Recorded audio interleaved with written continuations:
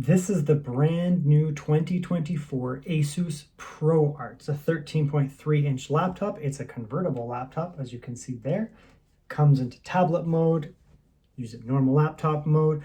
What's so interesting about this laptop? Well, first of all, for me, this has the brand new AMD AI CPUs. This one here has the AMD AI HX 370. Say that a bunch of times fast. That's the chip in here. It's also equipped with the brand new AMD 890M iGPU, which is incredibly powerful. Spoiler alert for this video and for the next one. This laptop here is not just a generic kind of really, really thin laptop. It's very, very expensive. I'm going to start with that. I bought this laptop from Best Buy Canada. It was very expensive. It cost me like $3,000 Canadian or something like that. It is also a brand new launch product. However, this is a product that is specifically designed for creators. I do test some gaming in this video on the iGPU and the dedicated graphics, and it does work totally well, just fine as a hybrid use product.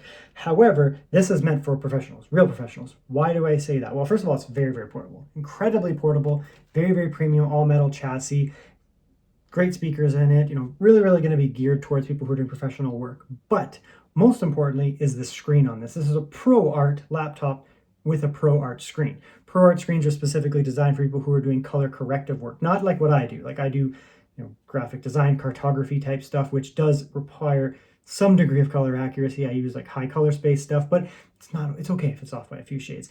This one here has a color calibration of less than 1 delta E. Very, very impressive. 100% DCI-P screen here, color calibrated. It is only 60 hertz, but again, it's a creator screen, relatively bright as well for what it is.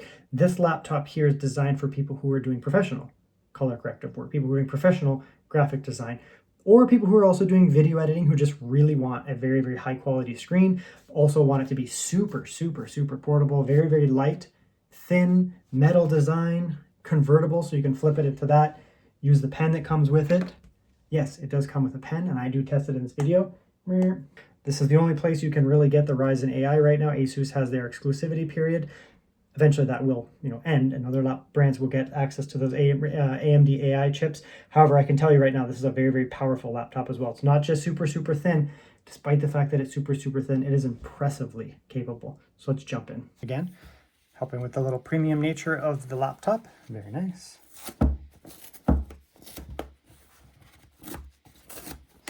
I picked this up from Best Buy Canada. It is not on sale because it is so unbelievably brand new.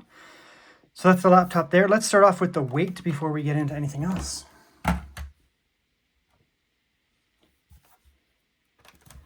So 1,400 grams, that's going to put you at just about 3 pounds or so. Relatively big charger, again, that's got a 4060 dedicated graphics, so that makes sense. 1958. So the package here, let's have a look at it. It's very premium. It actually looks kind of like the G14 from 2024, the brand new G14. Obviously, they're borrowing a lot from the two different devices, right? Metal top there, very premium. Metal bottom, again, looks pretty much exactly like the G14. Very nice.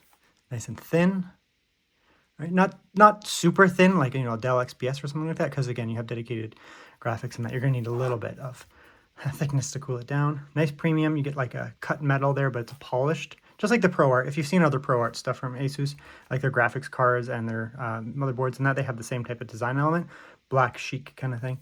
Nice output there. Like it's just some extra design stuff, right? Has this kind of design on the hinge there. Again, just to give it premium. You're not getting this just for like performance and low cost. You know what you're spending when you get this here. Exhaust there, so very premium. Let's open up the inside here. You're going to see me because it's got an OLED screen. So you can see that there. Pretty clean package inside. This will have to come off. This is the touchpad. Create intuitively with ASUS. Cool. Take that off. It's got the little dial thing on the touchpad there for going through like a storyline and that. Nice clean package here. Again, looks kind of like the G14 inside, but it speaks to being slightly different. Hinge there, and as you can see here, it's a 2-in-1. Right, so very, very nice kind of presentation there. Some elements, I guess you'd say like the X13, X16 from ASUS, which, they're 2-in-1s. And then this is going to be, you're going to use the pen with it, so you can use it like that, type on it. So that's very nice. Very, very nice, clean presentation. The quality, the color of the, chassis paint guess I call it, is very nice. Kind of a dark charcoal. One of the nice things of this laptop are the ports. So despite being 13.3 inch, you do get good ports on it, which is actually really nice.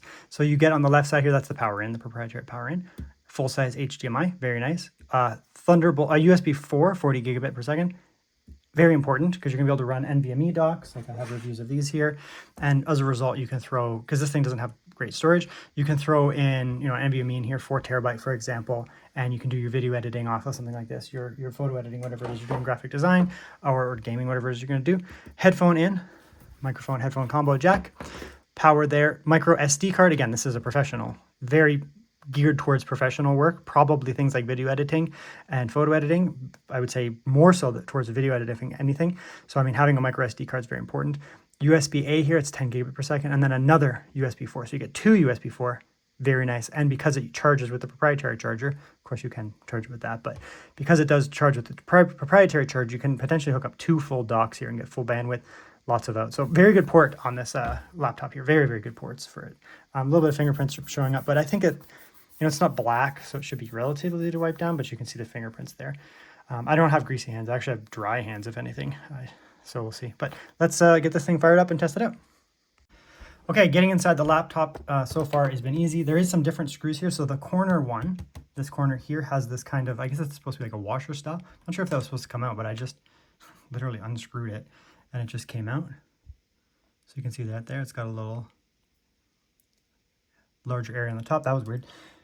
But it came out anyway, so that's fine. 3 small screws here. So the smallest in the front there. You get longer screws here, 1, 2. Okay. The back here as well had those same long ones, and then the middle one had that one size there, which was the same as these here. And there's one under the washer there. So that's that. Let's open this up and get inside. So we're gonna get a little guitar pick thing. Okay, so probably just pull this up here. I'm probably gonna do this off camera so I don't break it up. Very, very, very easy to get into. I literally just went like that in there, pulled that up, so like that. I'm not feeling any other screws, so good. Much easier to get into the G16, G14, G16, because there's nothing under this foot there. So that's very nice, actually. All right, let's have a look at the inside then. So pretty straightforward. Oh, it's actually a plastic bottom. That's unfortunate. You think a laptop of this very high cost would be metal on the bottom. That's a little disappointing. I mean, it's got a lot of structure and stuff in here, so it felt solid, and the rest of the chassis is very solid. But I would have liked to have seen metal in here because, I mean, this laptop is really expensive. Really, really expensive. So that's unfortunate, but all right, well, whatever. It's life. That's how we live. Okay, so inside the laptop, let's have a look here. It looks decent. Battery, 73 watt hours, which should be pretty good, actually. I mean, the dedicated graphics will be disabled.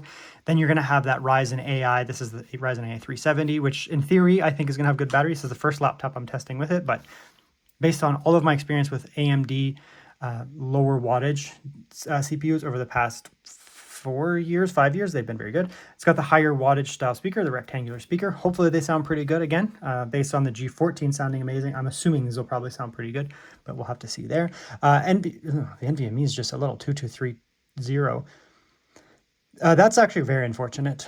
I mean, you're probably using this to do things like maybe video editing and graphic design, which means you're probably gonna have really big files inside. Like realistically, you're probably gonna have really big files inside. I'd like to see a bigger NVMe because that's gonna be maxed at 2 terabytes realistically of what you can buy now. So, I mean, they could have moved some of the stuff around and had a full 2280 in there. I mean, this isn't a MacBook. I don't know why we need such a small little thing in there. I mean, it is what it is, right? It does have Thunderbolt support, so you can run a dock, which is nice. Oh, it's going to actually pull off the label itself, so leave that on there. And then you do have upgradable Wi-Fi, which is nice. So at least the Wi-Fi is upgradable. Oh, that came off easy. Very easy.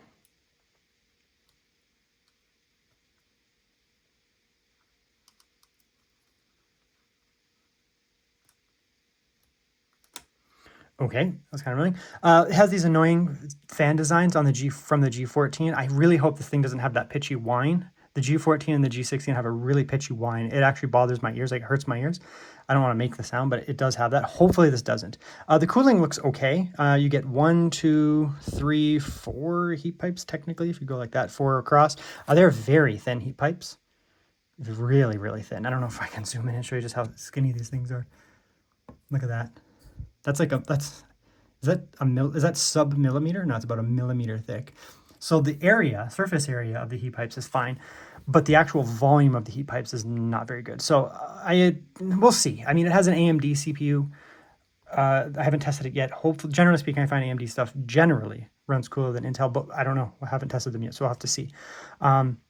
Yeah, so the inside, I mean, it's not that impressive, to be honest, unfortunately. A 2230 NVMe is kind of, oh my God, this thing keeps coming off. A 2230 is kind of an L. This Wi-Fi might be a problem here too. I didn't even touch it. I just like looked at the cord. Can you not, ASUS? Okay, I think there might actually be a defect with this, unfortunately. Because I just basically gently grazed it and it came off because I don't think it was ever attached. Like this one's attached here, very easy. I'm having a lot of issues actually getting this back on. And I think it's like there might be squished or something, like, because it just will not stay to get off. I don't know why they don't have a metal plastic or something covering that, like a little plastic shield that goes across that, because if you open this up and you just breathe on it, they come off. Yeah, I mean, most people probably aren't opening up their laptop, but the fact that that comes off so easy is actually worrisome. Okay, so once that's on, don't breathe near it because it is unbelievably easy to take those off. Like they're not clipped in, they're just like resting on that thing. Normally I'd give a company a pass if it like the wire comes off, but I've never seen wires come off so easily on a Wi-Fi ever, on any device I've ever messed with. I've never seen them come off so easy, relatively easily placed to be brushed and come off, and very easily come off. So that's going to be, I'm going to actually say that's kind of bad. Like put a shield on there, get those attached and put a little plastic shield across that ASUS. Like that's crazy. I mean, they're going to say don't open the laptop, but no, that's not how things work. Okay, so let's look at the specs here, which you can just bring up on the website, but we'll have a look at them here. So the CPU, we have the brand new Ryzen AI 9 HX 370 with the Radeon 890M. In theory, this is a very capable CPU. I believe it's an 8, like, I don't know, they do the PE core thing now, so I think it's an 8 performance core for efficiency cores. Not how they call them, but that's basically what they are. We'll see how it works. I'm not always a big fan of efficiency cores, but I'm also not always against them. We do get those Ryzen graphics 890M, which are incredibly capable. They're going to perform somewhere around a RTX 3050 Max Q. Isn't that crazy where we're at now? Just crazy. You could literally disable the 4060 in here and game at very good settings, just so you know. The RAM is soldered, but it's 32 gigabytes, fantastic, and very fast, 7500 megahertz. There are cases where I'm okay with soldered RAM, especially when you get 32 gigabytes and it's really fast. That's going to be nice. First NVMe SN740. It's fine. It's a good drive, but unfortunately it's just a 2230, but at least it's a good drive for that size. Wi-Fi is very fast. MediaTek Wi-Fi 7. It's pretty much what it's going to get. This is the NPU unit, RTX 4060, and then the 890M. Okay, so let's look at the laptop itself. We're actually going to start with the keyboard. I generally like ASUS keyboards. This looks to be identical to the G14 with a little circly thing for tracking. If you have the right app for that. But let's just do a quick type here. You can see that it is a chiclet style keyboard, kind of similar to a Mac, but I'm assuming probably way better. Right? Relatively small keycaps, square, but good travel. Right? They go all the way down, so nice travel there. Backlighting, it's not going to be like a crazy RGB or anything, but you get some nice backlighting. Very nice. You lose the volume up, volume down on the G14. Again, smaller laptop, so they don't have the room for it. So that's fine. But you do have them integrated in here, so you can still do your function. Oops, I guess it's already set that brightness, for example, like that. Keyboard off, brightness up, brightness up. We'll leave it on max for now. You can, what's this smiley face do? Oh, literally, it's an emoji button. That's cool, I guess. Is this, what's this thing? The P. Is that a ProArt button? What does that do? ProArt Creator Hub. Cool. We'll come back here later. Ooh, it has the ProArt design and ProArt design here. So we're gonna go with the traditional ProArt, and we'll come back to that later. But otherwise, generic ASUS keyboard, very, very similar to their G14.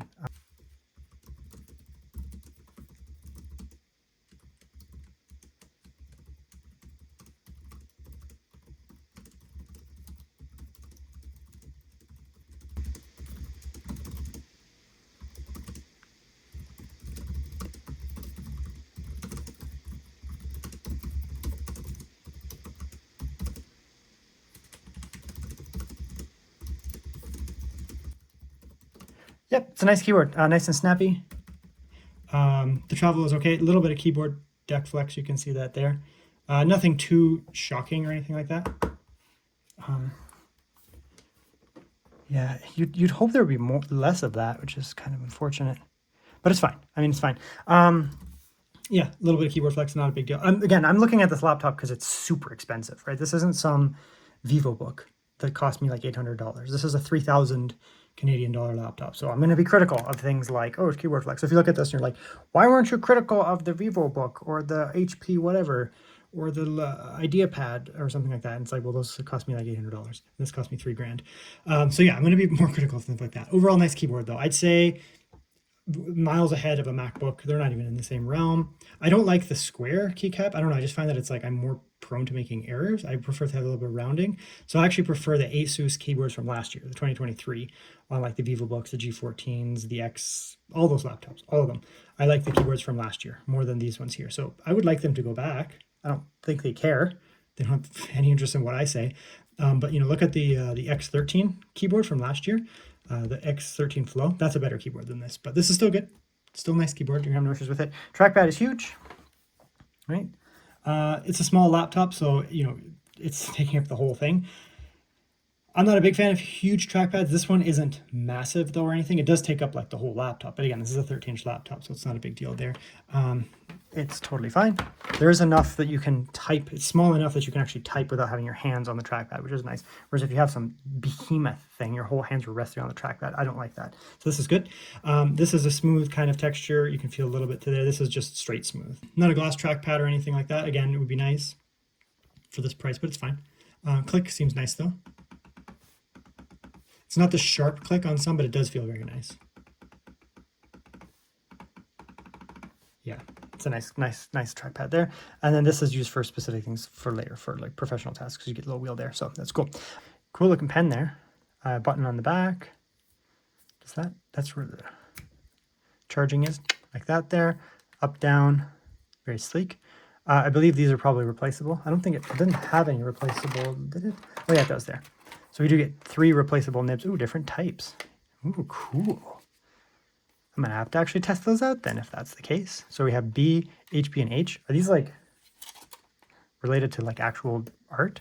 I did a lot of art throughout my life. Even in high school, I took a lot of art classes, so that's interesting. Looks like it's dead, unfortunately. You can obviously use this for... Okay, no idea what happened there. You can obviously use this for navigation here, right? You can have your left click, you have right click. So you get your right click there. I don't know what the back button does on here. No idea. Maybe it's some type of setting or something in the ProArt display. What I do want to show here though is that it is a 2-in-1, which is great. Turn that right back up. Whisper mode. So I mean, you can draw just like this, and let's check how wobbly the screen is. Not bad. There's a little bit of wobble, but it's really not that bad. It doesn't have like pushback, like you have to actually commit to the pushback. I'd say it's not too wobbly. A little bit. It's a little bit, but I don't really know how they would get around that, just making it like incredibly tight so that you can't use it properly. So I think that's probably the way that it is. But again, so it's a 2-in-1, which is one of the important things. So you can flip it over here. That should, in theory, disable the touchpad. Yep, touchpad.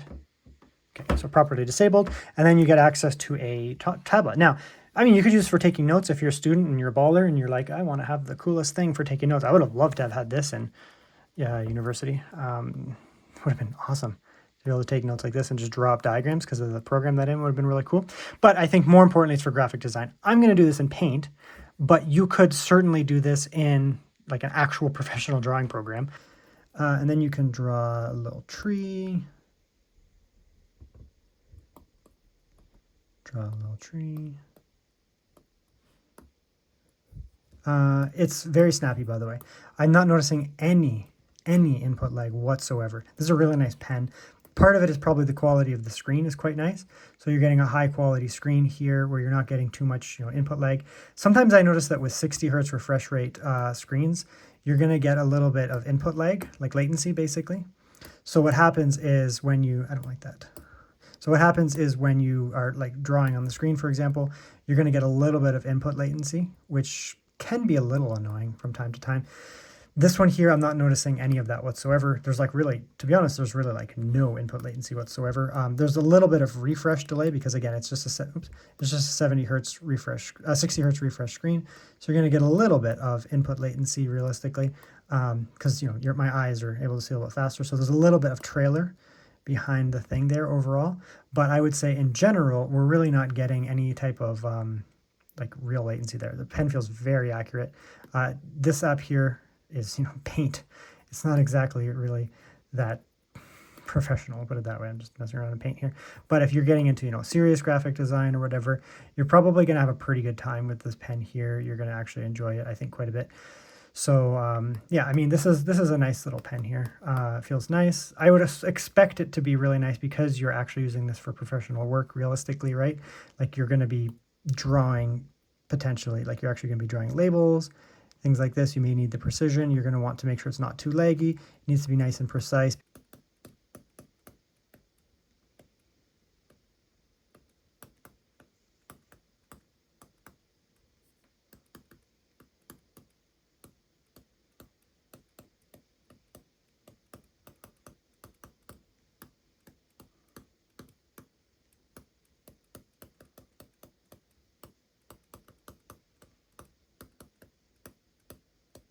Excellent.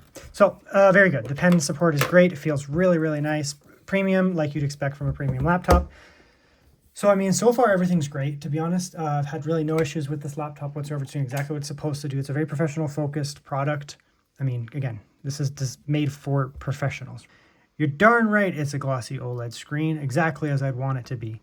This is a tablet / laptop that is made for professional graphic design. The last thing you want is a matte screen. Why, you ask to Bo? Why, you ask? You say, Bo, why would you not want a matte screen? Because you're not going to get glare. Yes, but you're going to get muted colors. Glossy screens don't mute colors. It's why even an IPS screen, a good IPS screen with a glossy screen, can rival an OLED in many cases, even in terms of black. They're not absolute blacks, but they're fantastic.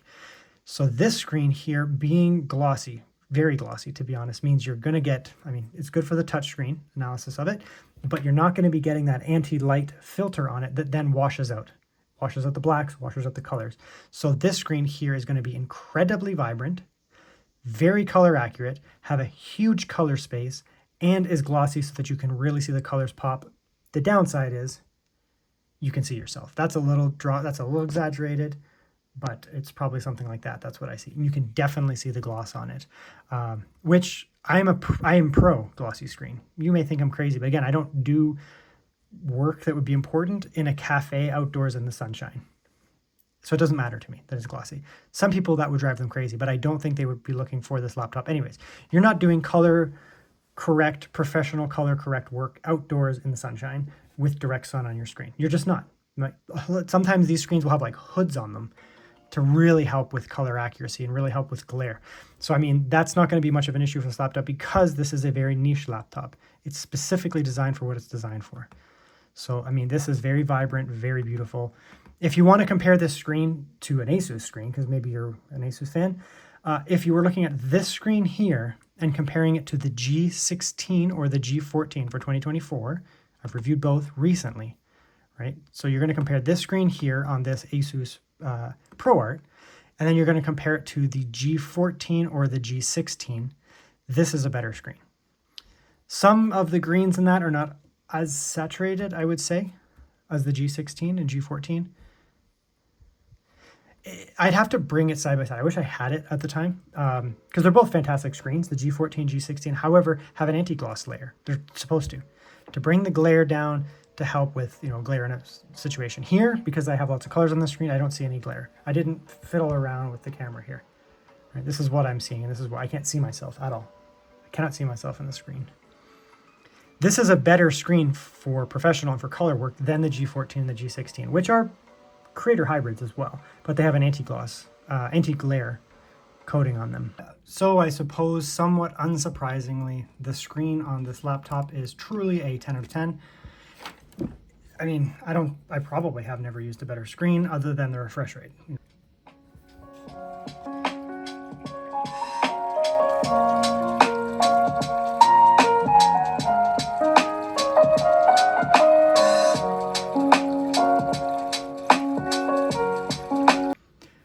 Yeah, the audio is great. I don't need to go too much more into it. They're not even remotely within the realm of the ASUS G14 or G16. If you've used the 2024 G14, G16, not even in the same realm of existence. Those have, you know, more powerful boomers, and they also have up-firing speakers. This has a dual setup. Still very, very good though. This would be in close to probably like the Lenovo Slim 7 lineup. Again, it's a very, very expensive laptop. It would be nice if they were to get them close to the G14, but I think that's one of the selling features of the G14 is that. Okay, now let's look at some software. So we do have the ProArt here because it's a ProArt. So I guess this is replacing the Armory Crate, which is really nice because I freaking hate Armory Crate. People have been telling me to use G Helper on ASUS stuff, which I'm gonna have to try from now on because I have a lot of ASUS stuff that I use from time to time, and Armory Crate's bad. This looks nice though. It's got that nice ProArt kind of bronze look to it. Look how clean that is. You can see me reflected because it's an OLED, glossy OLED. Okay, and you come in here. Unfortunately, we don't have Advanced Optimus. Normally, it would be in here if it had it. So you are going to have to switch through here. If you want to switch, you'll go, for example, iGPU mode. Go into optimized DGPU mode, but it has a mux switch, and it can switch in Windows itself. So you don't have to restart the computer every time you're doing that. So that's nice. This is useful. You're going to want to keep this software and use it. I guess you could use G Helper, but this is probably fine. And then you have your performance modes here for different Windows modes. These are just like actual professional, like working modes. They're a little bit different than Windows. On ASUS gaming laptops, they call them Turbo, Performance, and Silent. No, Turbo, yeah, Turbo, Performance, and Silent. Here they call it Whisper, Standard, and Performance mode, plus just Windows.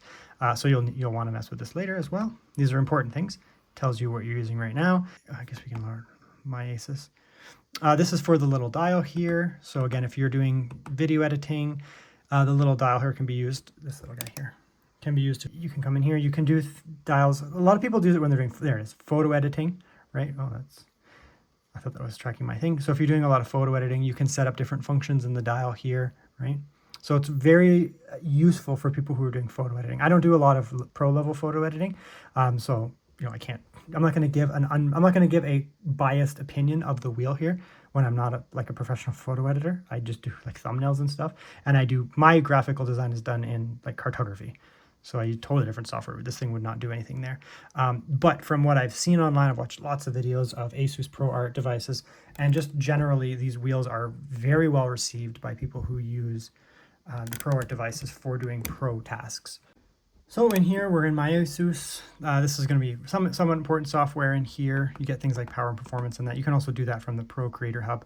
Battery Care is actually a very useful software. I think if you're going to be using this plugged in all the time, not moving around, your battery won't charge up all the time to 100%. Having an 80% battery, if you're plugged in all the time, will, in theory, help the battery last longer. You get all those performance modes in here as well, just like over there. You get your GPU modes in here as well. So that's good. Basically the same type of stuff that you're going to get in ProArt. So if you don't want ProArt, you can do it here. Pixel Refresh is going to help if you have static elements like the taskbar. It will help reduce issues of burn-in. I would personally just hide the taskbar. So, you know, come in here, you can right click on it and you can hide it. That's something that I would do. So like this here, click that. It'll hide your taskbar so that you're not always going to have a taskbar in there, which could risk OLED burn-in. OLEDs have come a long way from where they were, so that's good. OLED flicker is important because OLEDs potentially have flicker. Some people are sensitive to it, so this is just a feature to help reduce OLED flicker and eye strain. Apparently that crashed. And but yeah, overall it's pretty good here. Overall it's useful software here. I mean, you're going to want to keep this in here. Updates are important to get from here, specifically BIOS updates, which can help with security updates, critical security features, and also things like potentially CPU issues, GPU issues, and that too. So you're going to want to make sure you have this in here. AMD graphics driver, you can get those from, you know, AMD. You can get the Nvidia drivers from Nvidia, for example, but this is good software here overall. Okay, we're going to do some Cinebench runs here just to check the noise level. We're going to go to performance mode, and what I want to do is check the noise level, essentially. So we're going to come in here and just check the noise level.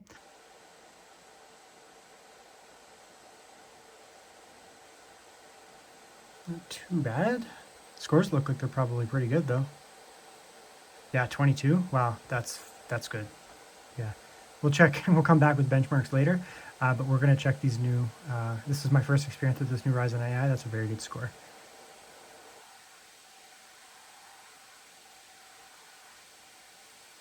It's a little bit of a high-pitched sound, but it's definitely less annoying than the G14 and the G16. So that's actually kind of nice, because I found those laptops to be very annoying. So we're going to go like that there. Standard mode, immediately quieter, wow.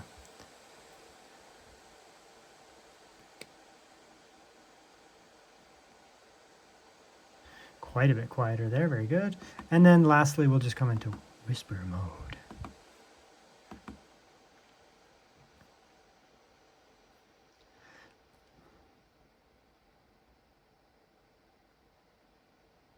Nice and quiet.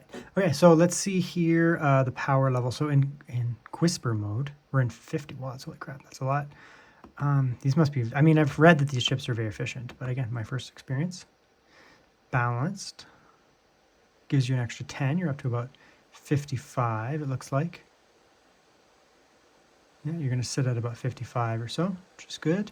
It's pretty high watt, to be honest, for a thin little thing. And then the max is going to give us, what, 80? Yeah. Maybe. Short-term boost up to 80, but sitting at 65. That's a lot of watts, though, for such a tiny little chip. I mean, I can see why it gets the performance here. Last gen AMD stuff, it didn't really benefit much if you just added more watts. This looks like it is actually pretty performant. So yeah, let's come back with the actual benchmarks now, and we'll see how this thing performs in Cinebench and overall in terms of benchmarks.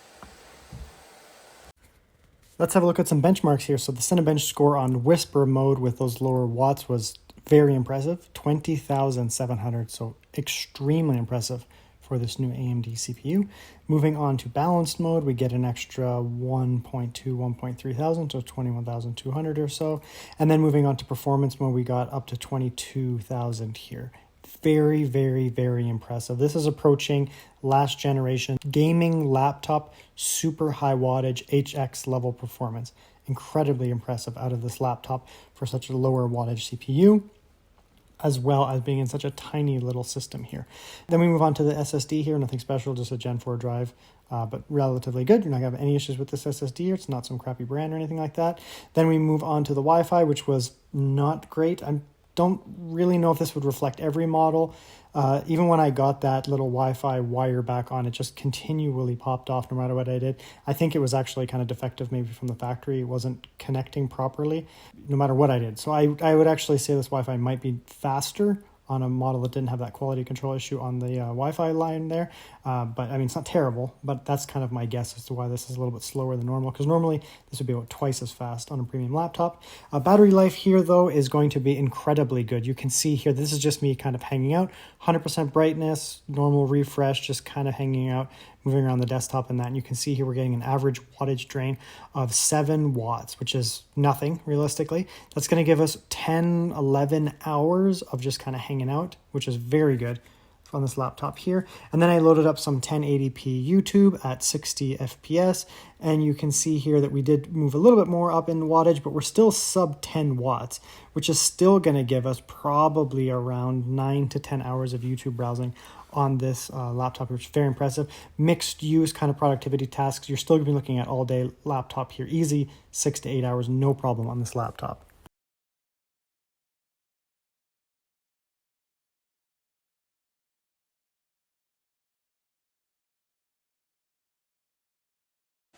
Okay, we'll do some game testing now on the 4060. We're going to start with Baldur's Gate here.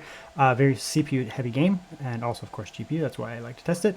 So we're in that performance mode here. You can see, we'll just double check all the settings here if I can get that ProArt thing to come back.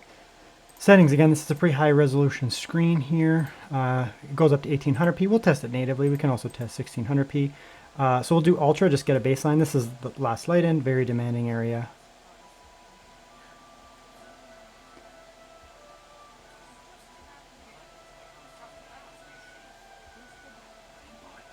You can see that the GPU is only hit sitting at 73.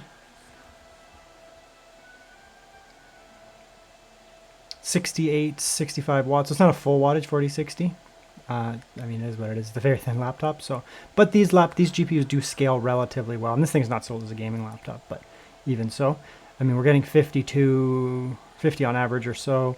CPU is only at 71 degrees, pulling 23 watts. Very good. Right, no lag, no hitches. This is a very demanding area. If you've played this game, it will basically beat up any system. So quality DLSS should be enough to really push the frames up. Yeah, 70. So again, this is an 1800p screen, so you can really get away with a little bit of scaling, and it looks identical. There's a little bit of tearing there. You might want to turn on VSync.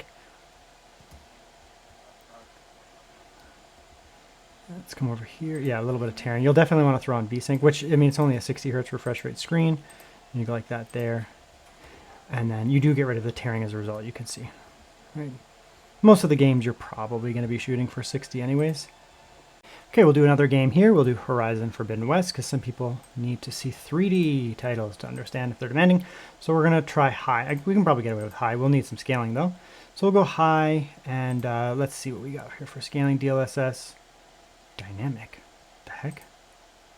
Oh, because dynamic resolution scaling is on for some reason. So we'll go DLSS quality.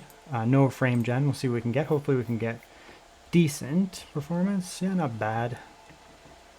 50 or so.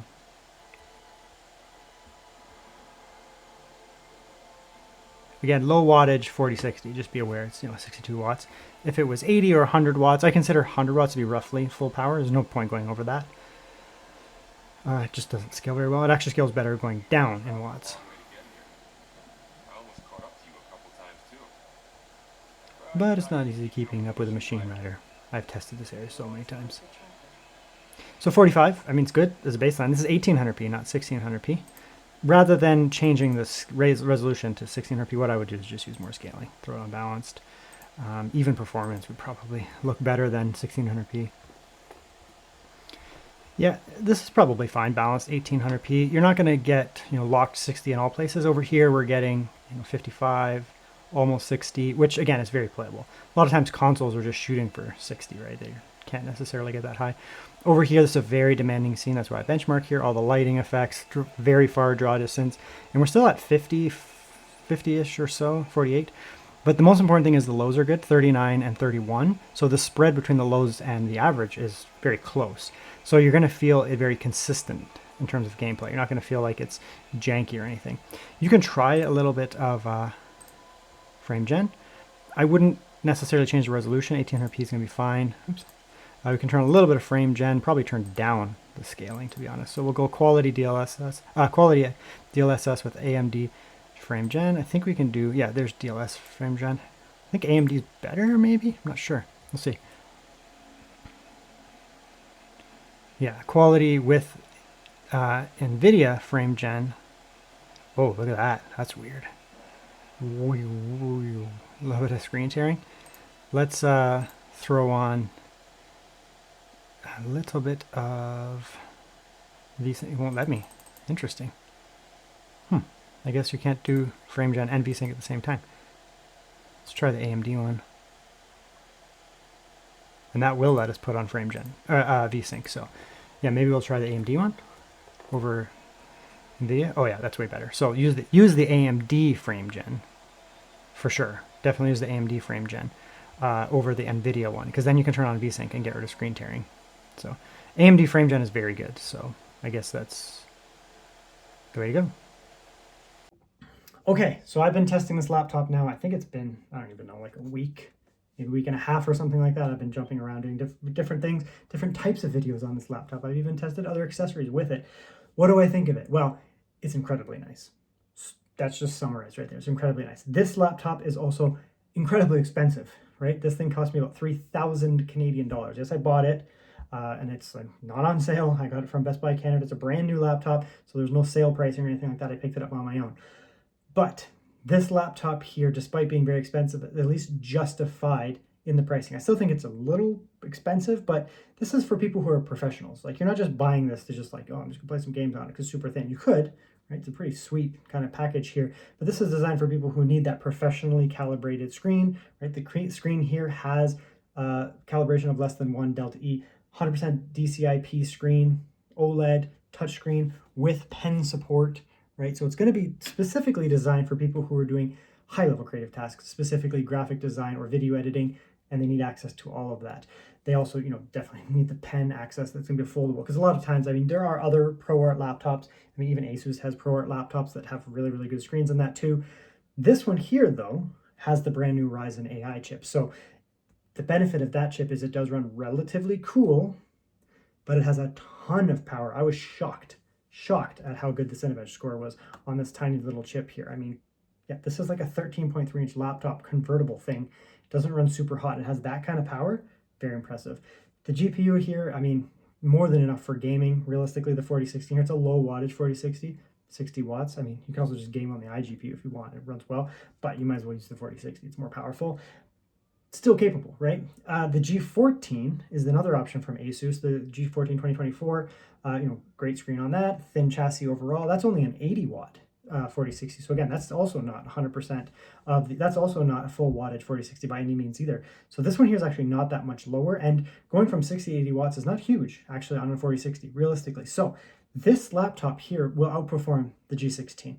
The graphical performance will be a little bit lower, but not that much, maybe just a tiny bit lower realistically. Going from 60 to 80 watts is not huge. This laptop actually is much quieter than the G14. The G14 has a really annoying fan. This one doesn't have that issue by any means. Also, this has a way more powerful CPU. The 8845HS is still really good. Really, really good. And the 185H in the G16 is also a really, really good CPU. I like both of them. This is better. It's more powerful, it's very, very capable, and it's not super hot, and you do get that awesome iGPU if you need it. So my takeaway on this laptop is this is not by any means remotely even close to a laptop for everybody. It's just not. It's just not what this is, right? They have the VivoBook, which you could just buy the VivoBook with the same iGPU and use that for more just kind of like general populace. Still a great laptop though, still expensive. This is meant for professionals, right? You get that color accurate, high color space screen, touch screen, convertible, super premium package here. The only negatives realistically I found this laptop, other than the pricing, for some reason there's that like Wi-Fi thing, it just would not stay. So I think that's probably just like from the factory. I mean, the chances of that you actually getting a unit with that same issue are probably pretty low, but I mean, that kind of sucked, right? I had to get super hard to get the thing reattached. And I'd like to see not a 2230 NVMe in here. I mean, there's not a lot of room in there to put like a 2280.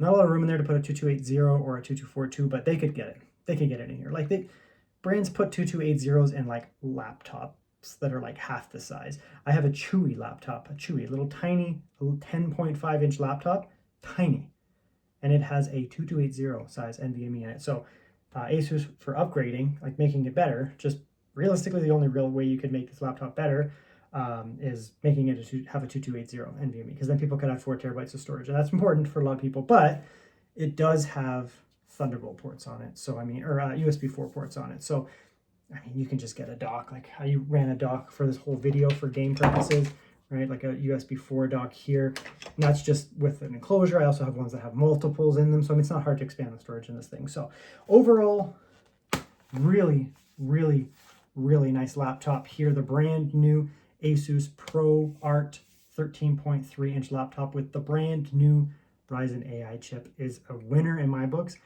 It is very expensive. However, the quality is there, the performance is there, and it is actually filling a niche that I think needs to be filled, and having a 2-in-1 super portable laptop. I mean, yeah, if you know that this is the type of laptop that you want, this is probably the type of laptop that you want, and I think it is very good.